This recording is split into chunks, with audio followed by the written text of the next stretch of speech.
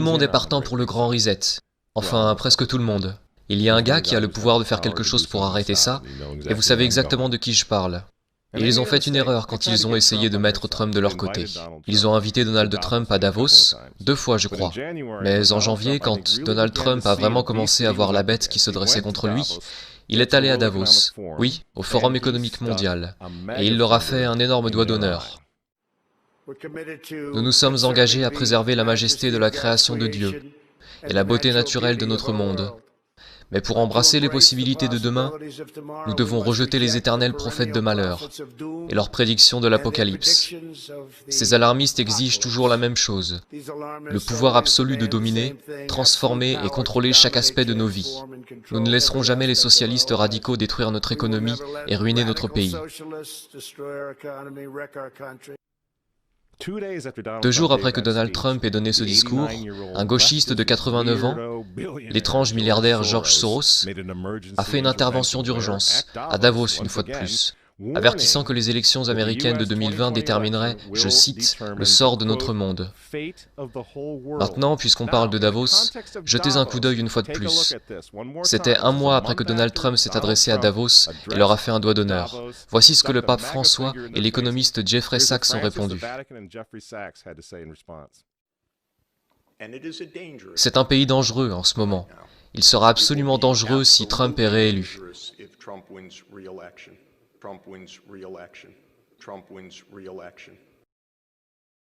François a invité ce type au synode sur l'Amazonie en tant qu'invité d'honneur et conseiller.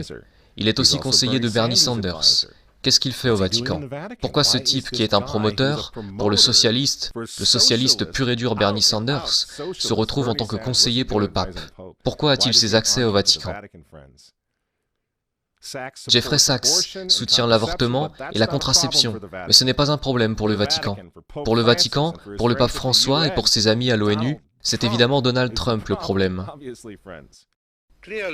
Je considère clairement l'administration Trump comme un danger pour le monde, mais tel que je le vois, comme un phénomène purement temporaire, qui disparaîtra en 2020.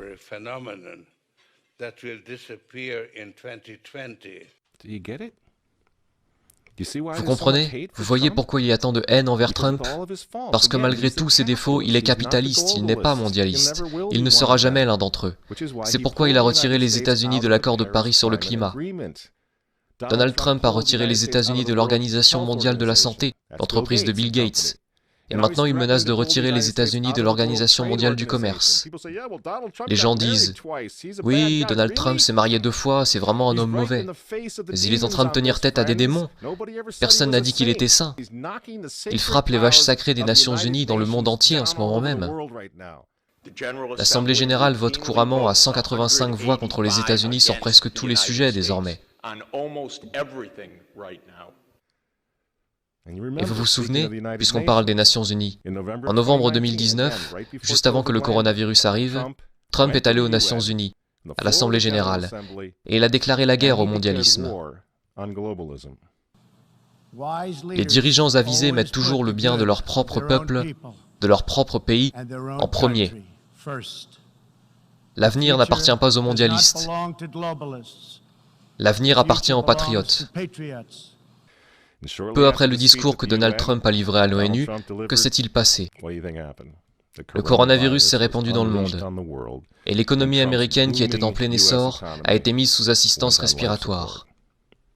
Pensez-vous que c'était un accident?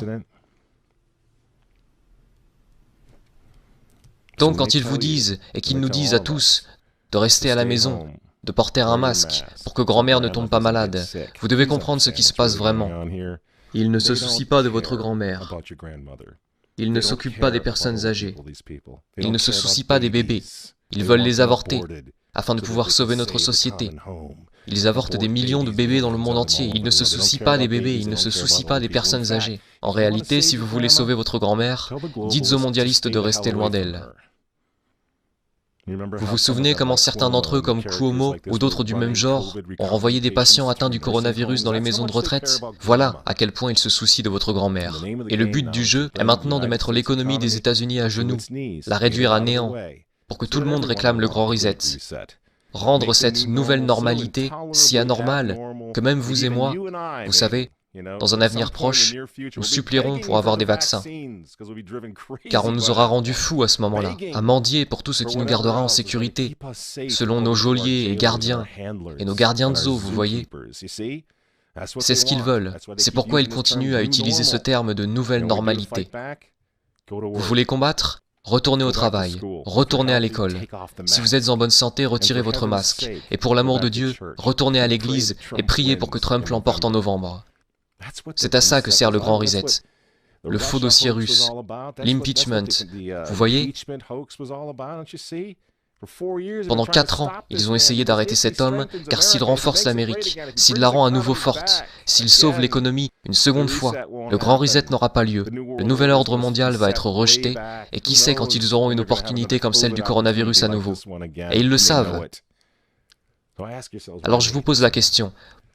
Pourquoi détestent-ils cet homme? Ces gens, ces hommes, ils détestent Dieu, ils détestent les enfants, ils détestent la famille traditionnelle, ils vous détestent, et ils détestent Donald Trump, dont les opposants politiques d'ailleurs en ce moment sont en train de déboulonner des statues de saints, de frapper des policiers et de brûler des drapeaux.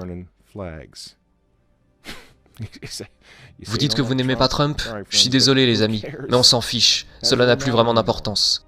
Vous pensez à la personnalité de Trump ou à ses tweets, mais regardez la situation dans son ensemble. Le choix est simple les amis. Levez-vous avec les Américains dès maintenant, ou tombez avec le nouvel ordre mondial dans un avenir pas si lointain. Il n'y a pas d'autre choix.